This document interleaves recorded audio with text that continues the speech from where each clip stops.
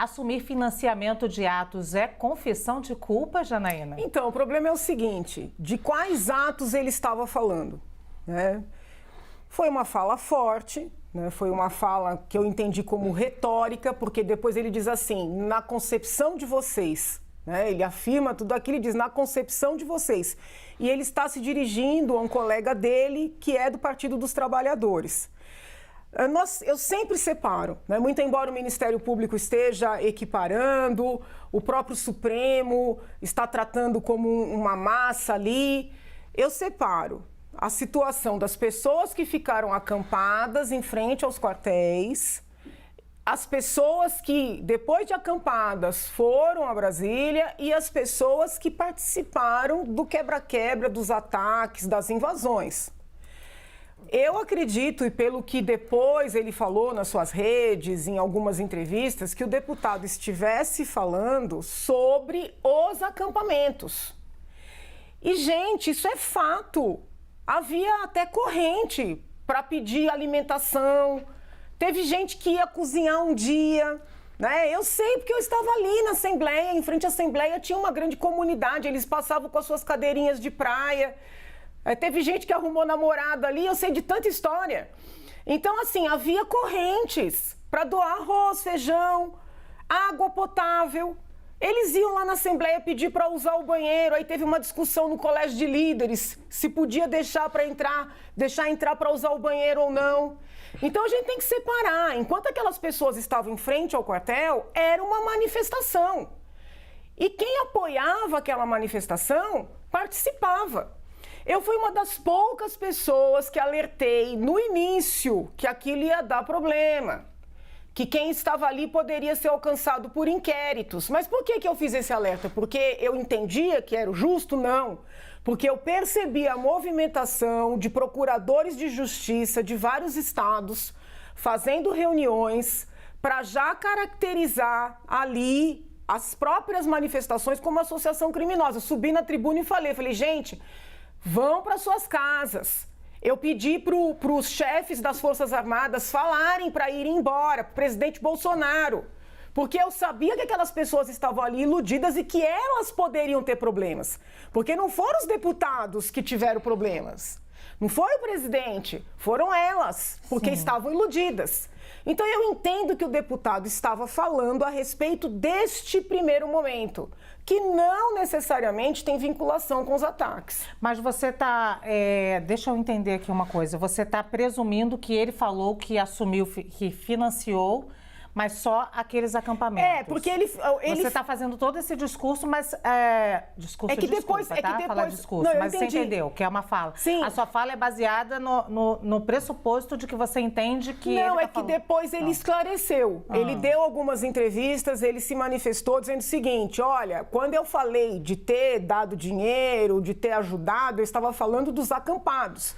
E quando a gente pega esse esclarecimento e revê a fala dele, me parece claro, porque ele falou, eu também estava lá, eu acredito nesse país, eu sou um patriota, entendeu? E realmente foram muitos dias naquele acampamento, até raia esse povo tomou, né? Que eu achei uma desumanidade com os líderes, não alertarem, né? Não pedirem para essas pessoas irem para suas casas. E não só os líderes, com todo respeito, as próprias Forças Armadas. Eu entendia que tinham que mandar embora para o bem das próprias pessoas que foram iludidas. Muito bem, vou conversar agora com o Ariel. A pergunta é a mesma. O assumir financiamento de atos é confissão de culpa? Eu entendo que sim. Eu vejo ele fazer uma confissão ali. Precisa ser investigado pela Polícia Federal, pela Procuradoria da República, nesse processo do STF. Então, nós já temos ali mais um acusado, mais alguém para ser investigado, porque ele faz essa confissão. Além disso, tem apologia de crime. Então, ele está ali se vangloriando de ter patrocinado atos golpistas, atos que visavam a abolição do Estado Democrático de Direito, que tinham também a intenção de um verdadeiro golpe de Estado. E ele participou da incitação para que essas pessoas promovessem lesões corporais contra agentes públicos, danos ao patrimônio público, Tivemos aí os atos nas estradas também, que tivemos danos, tivemos lesões corporais, tivemos também perturbação do sossego das pessoas, estradas paralisadas, perdas econômicas, né? Pessoas que não puderam trabalhar, que não puderam estudar.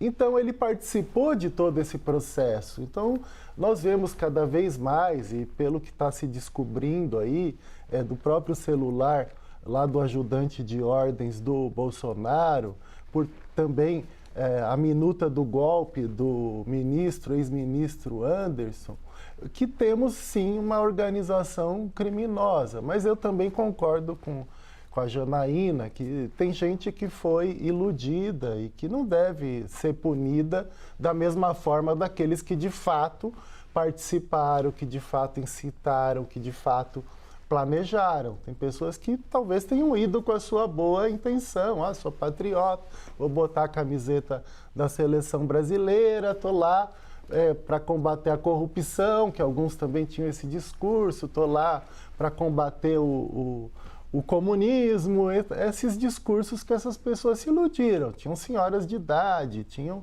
jovens, tinham várias pessoas simples, outras pessoas já bem instruídas. Então, é claro que tem que separar, tem que individualizar as condutas, a liberdade de expressão também tem que ser levada em consideração. Então, a gente também não pode passar por cima de direitos fundamentais garantidos na Constituição por razões ideológicas. Então, se eu sou garantista, eu não posso também defender que todas essas pessoas têm que ser enjauladas, aprisionadas e que não têm direito de defesa, de presunção de inocência, do devido processo legal, do contraditório. Então, elas têm que ser tratadas conforme os atos que cometeram. É impressionante, Janaína, porque por mais que a gente receba aqui do lado um progressista para debater com a Janaína, sempre há consenso nesse ponto, tá, Ariel? Sim. O Tardelli também vem também, mesmo sendo um progressista, ele vem falando sobre as garantias fundamentais de quem esteve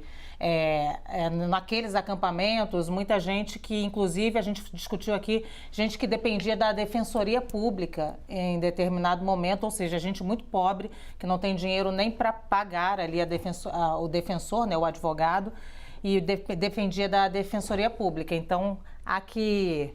Como é que é separar o joio do trigo? E muitos caminhoneiros assim lá que participaram também, que fecharam estradas, mas os empresários é que estavam incitando, ordenando, orquestrando aquelas situações.